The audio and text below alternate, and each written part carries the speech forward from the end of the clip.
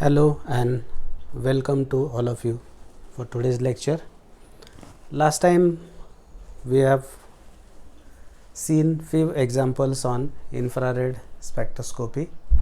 Today we'll look at the application part first and then we'll once again go to the examples because examples are plenty. So probably this lecture and one more lecture we can spend on the infrared UV combined problems or pure infrared problems, and after that only we can start with the last chapter, that is proton NMR spectroscopy.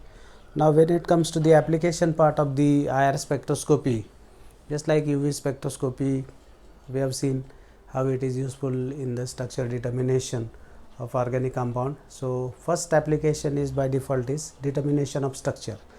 Now how IR spectroscopy helps in the determination of structure?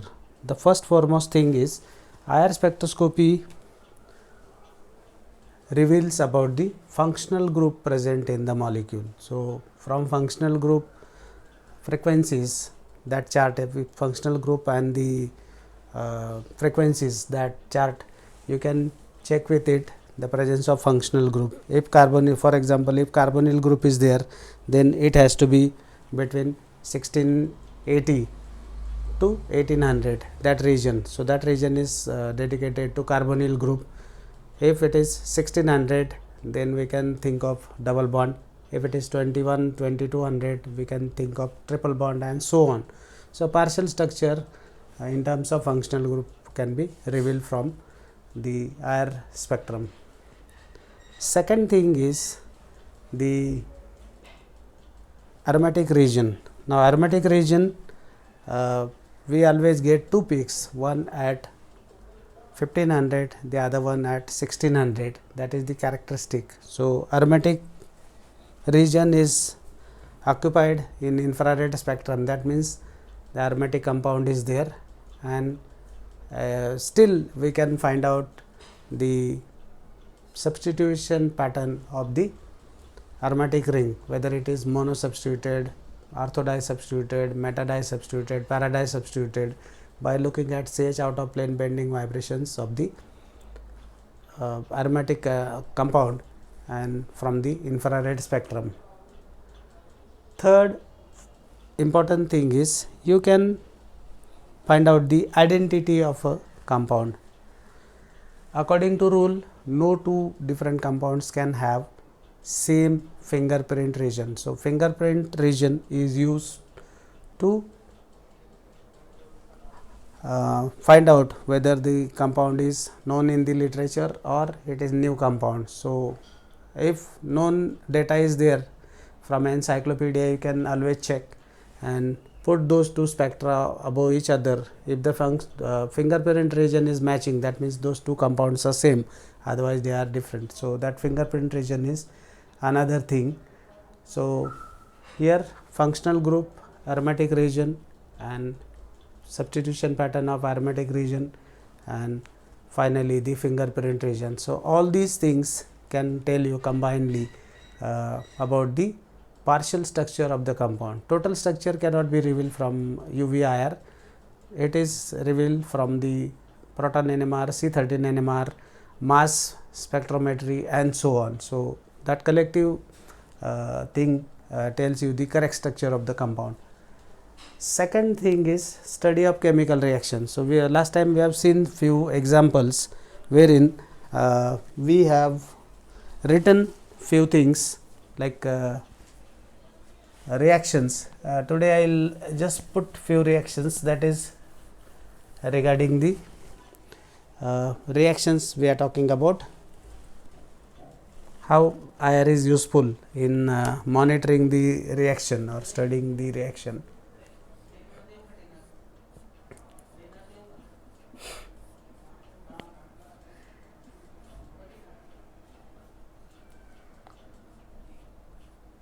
Suppose this secondary alcohol is treated with pyridinium chlorochromate or PCC, you get ketone.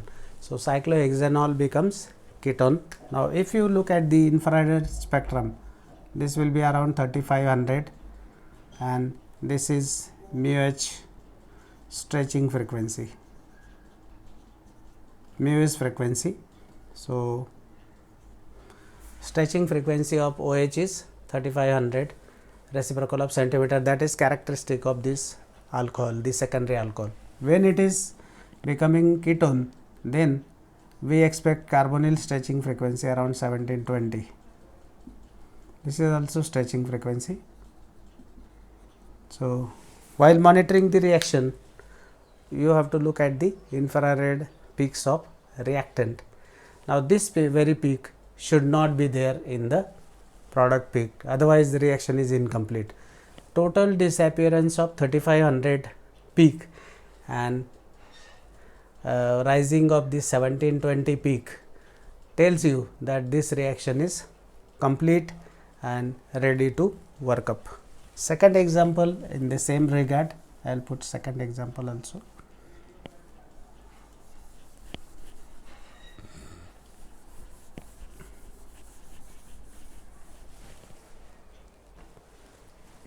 Second example is reduction of aromatic nitro compound to amine. Okay. So NO2 group is becoming NH2. So here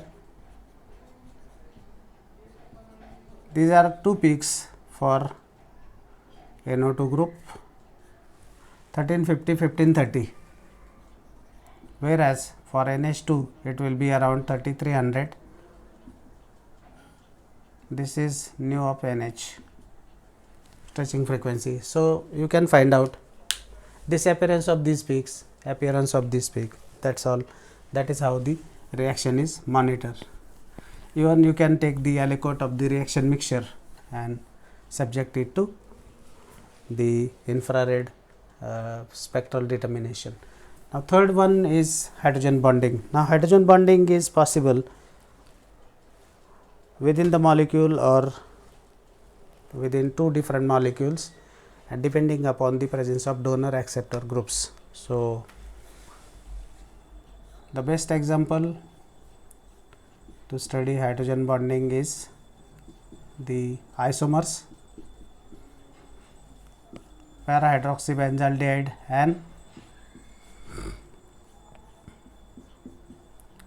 orthohydroxybenzaldehyde or salicylaldehyde. Now here this is acceptor, this is donor group. Okay. Now whenever this kind of situation is there, the stretching frequencies are different. Here we will talk about OH. Carbonyl is anyway, carbonyl is also affected. Now here this will be around 32 to 3300 reciprocal of centimeters. This will be around 3400 reciprocal of centimeters. So in this case, this can interact with another molecule, so that there will be intermolecular hydrogen bond. In this case, it is intramolecular. The donor acceptor groups are in the vicinity and the magnitude falls. So effect of intramolecular hydrogen bonding is going to be more. So it can affect the carbonyl stretching frequency also alongside OH. So one more thing before I forget, the intramolecular hydrogen bond persists even after dilution and you get sharp peak, whereas intermolecular hydrogen bonding disappears on dilution and you get broad peaks for intermolecular hydrogen bond. Okay. Now coming to the examples, C8H18O, that is saturated hydrocarbon. I am neglecting oxygen and here 0, so no sides, or you can say it is a saturated compound. From IR what is revealed? 2960 is CH stretching, 1342 is C single bond C stretching, and this is important, this is C single bond O stretching frequency. That means oxygen is in the form of ether, and if you look at the formula this is the compound wherein all methyls are chemically equivalent. Even it has got some evidences from NMR, but since we have not done anything about NMR, this is the carbon oxygen single bond which is giving sharp peak at 1075, and since there are no sites, it has to be a saturated compound, and that is why this is going to be the correct structure. Now, the second compound C5H10O. C5H10O, it has got one site of unsaturation. Okay, C5H10O. Let me check. Yeah. So, C5H10, that is one site of unsaturation, and 3400, this is important peak. This is a peak for OH. So, there is OH, and of course, the other things you have to put it. So, C5H10O.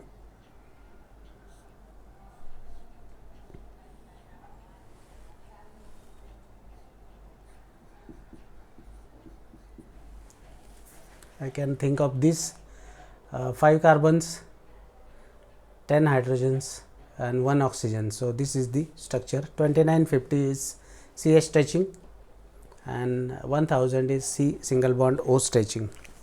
That is second example. Now, let me clean this upper portion.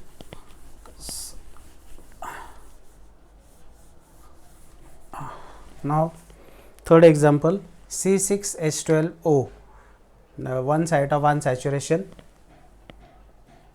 C6H12O, C6H14. So, I am neglecting oxygen here. H2/2 is one site of unsaturation. If you look at the infrared, this is carbonyl, whereas this is CO, and this is CH stretching. All stretching frequencies we are talking about, no bending frequencies because they are not given. So, carbonyl is must. So, carbonyl I can put, and then I have to accommodate the remaining carbons.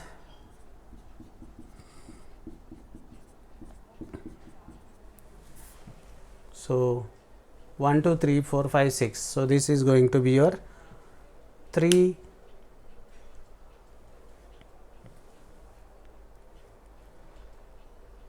hexanone.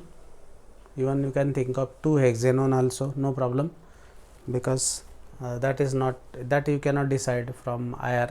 For that you need to have NMR details, but that is still we have to do that. So, NMR can distinguish between 2 hexanone and 3 hexanone. The next example is C6H14O. C6H14, so simply it is a saturated because it is having the formula as parent hydrocarbon. So, no hydrogens, so saturated compound. Now, since it is saturated compound, the oxygen has to be necessarily in the form of ether, and here you can see this is ether, this is CC, this is CH stretching. So, in exam you have to write the significance of those peaks, and then only you can go to the structure. So, saturated compound and C6H14, I am just putting the chain.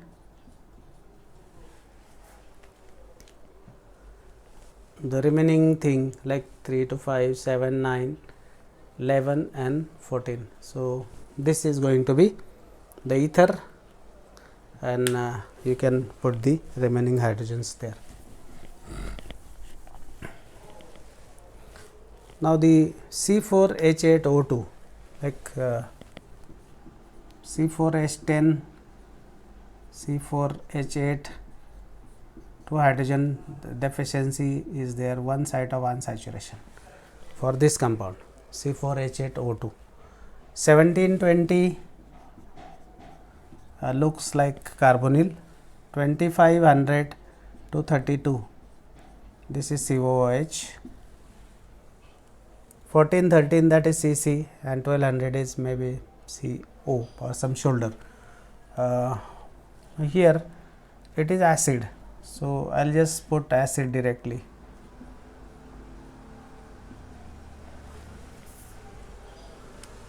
So once I put COOH group, it will take care of carbonyl as well as OH. Now this is OH of acid,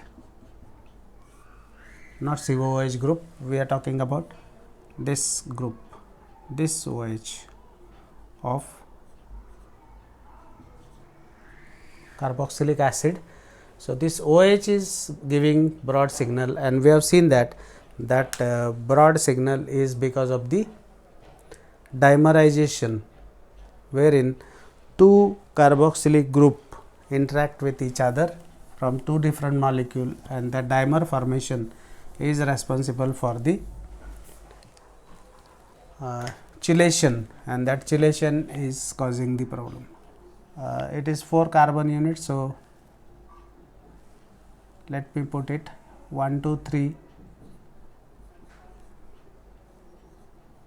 4, another side 1 2 3, and then carbonyl here, OH here. I am just drawing it as it looks.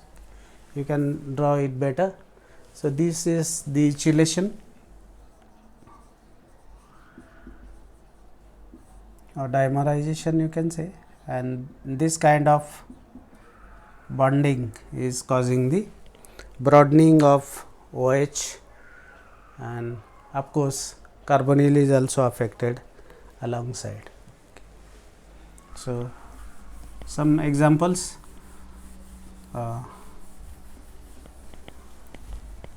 We were doing few, now these are some of the examples.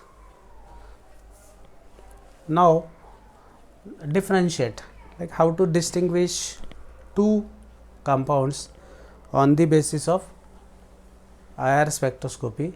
So the only requirement here is you must know the frequencies of the functional groups. So now you have to look at the functional group and not the entire compound.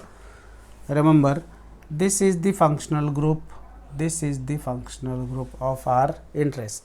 CH and CC bond stretching would be common in all organic compounds, so not to worry about it. So I am going to put for this first one, stretching is around 2250. We are doing this example. So nitrile group shows prominent peak at 2250, sharp peak, and for this compound we are going to get two peaks, one for C triple bond C, that is around 2100, and this is around 3300 reciprocal of centimeter. So when nitrile gives only one peak, on the other hand this terminal alkyne gives two peaks, and if you look at the spectra, they are entirely different, and it will be easy for any chemist or any synthetic chemist, to be precise, it is easy to distinguish these two compounds on the basis of IR spectroscopy. The second example in that lot is acetone and acetaldehyde. Acetone, the region is 1720 for carbonyl stretching, CH stretching, CH bending, CC stretching, all they are common, they are present in the other compound also. Now here this is 1740 because this is saturated aldehyde, and this is also there 2720. So aldehyde and ketone, these two peaks are more or less same, but this is the point of differentiation. This 2720 peak means this has to be an aldehyde, and that peak is going to be absent in ketone. So ketones will not show that 2720 peak. That is the characteristic of aldehydes only. So aldehydes can be differentiated from other compounds on the basis of this peak. This is unique peak. And then cis and trans 2-butene. This is cis, this is trans. Now only this is the point of differentiation. CH bending. CH bending is the point of differentiation, and you get 2 peaks. For cis it is 700 and this is 970. So this is the point of differentiation. CH bending, we are talking about this CH bending, which is attached to double bond. These two different peaks are there, and you can find out whether we are dealing with cis isomer or trans isomer in this case.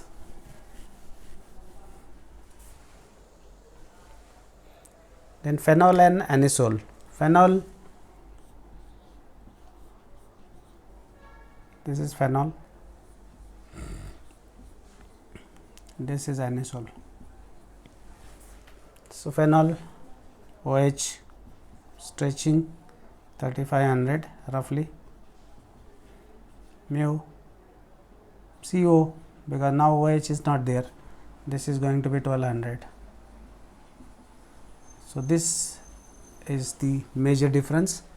Now this peak, phenolic oxygen attached to phenolic ring is 1200. Now here it is 1000, or maybe will not talk about that. This is prominent peak, that much I can tell you. Like this peak is absent in second compound, that also you can take it into account for the sake of differentiation. Now before we close, we have to do few more examples, but maybe next time we will do more examples.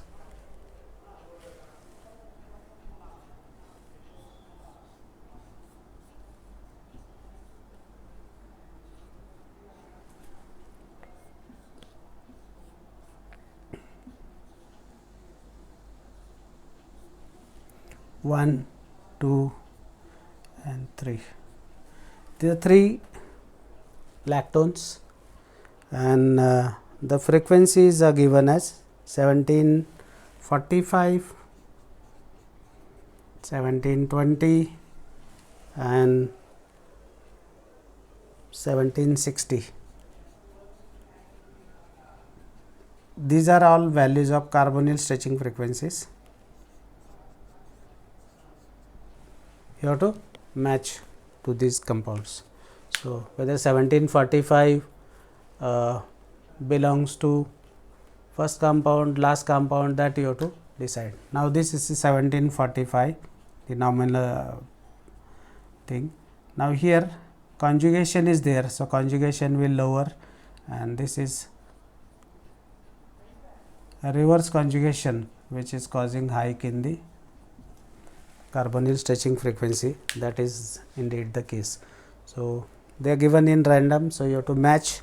So you must know how to match these things, and you have to give a rationale, the reason for this kind of observation. So merely giving values won't help you. You have to look at the rationale for these kind of observations. Now before we close, I will just put few examples. Predict the lambda max, UV lambda max for these compounds. I have got few examples, so maybe as a homework you can treat this, because this is not this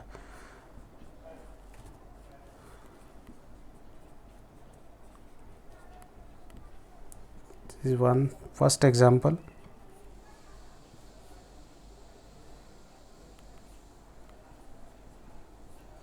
PCC second example, you have to predict the products also, and alongside you have to give the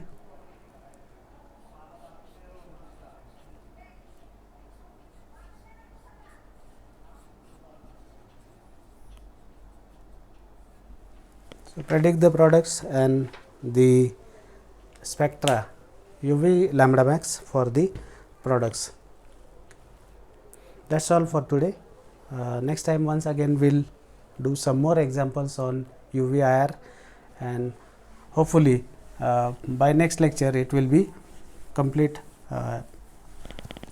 IR, and after that we have to start with the proton NMR spectroscopy. Thank you very much.